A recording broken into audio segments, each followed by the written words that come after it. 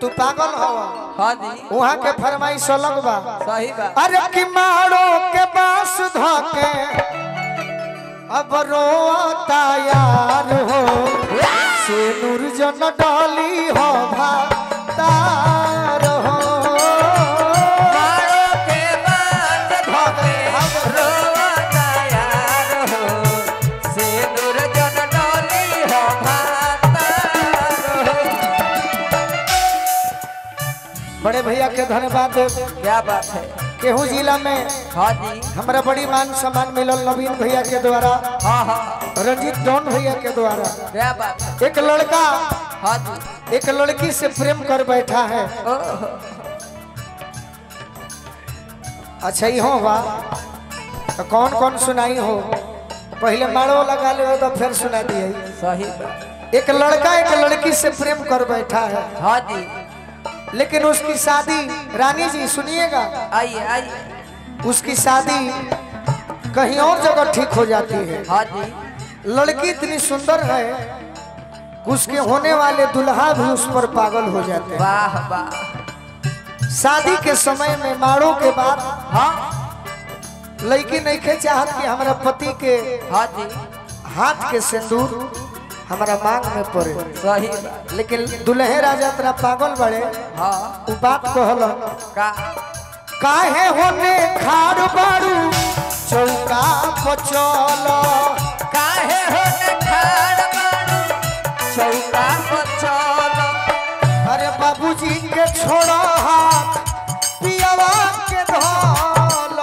बाबूजी के छोड़ा हाथ पियावा के धोल। होत बेकरारी जनी वाह होत बेकरारी जनी करवा इंतजार हो। तब लड़की कहतिया का कहती है। अरे कि मारो, अरे कि मारो, हट ना भाई हो, हट हट भैया हट। तू हटा हो, ऐसा हटा हटा हटा, इनको हटाइए। ए साउंड भैया साउंड वाले रानी अरे कि मारो, लाइना नुमारी हो, तनी मॉनिटरवा में अरे कि मारो के पास धोके देखो देखो अब रोता यार हो से नूर जन डाली हो भातार हो। मारो के पास धोके रोता यार हो से नूर जन डाली हो भातार हो। ये हमारे भाई के आदेश रहल है। हाँ जी जहर जिंदगी में घोरबू तबाह करबू, जहर जिंदगी में घोरबू तबाह करबू, हमर बोले मुहावा देखबू जे बियाह करबू। हमार मोने मुहावा देखबू जे बियाह करबू। आर मारो के पास धोके रोता यार हो से नूर जन डाली हो भातार हो। मारो के बात धोके रोता यार हो से नूर जन डाली हो भातार हो।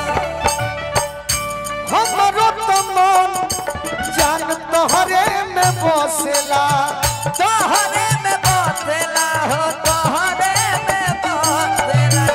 अरे तोहरो यार साचो नागिन बन के डसेला। नागिन बन के डसेला हो नागिन बन के डसेला। प्रीत में पागल बानी रतिया भर जागल बानी।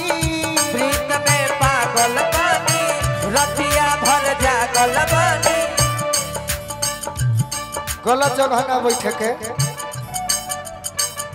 उनका बिना हम घरवा से भागल बानी। उनका बिना हम बहुत घरवा अच्छा। से भागल बानी। घात कहे करा दारू, वाह वाह। घात कहे करा दारू हमसे बड़ी यार हो। मारो के पास धोके रोता यार हो से नूर जन डाली हो भातार। मारो के पास धोके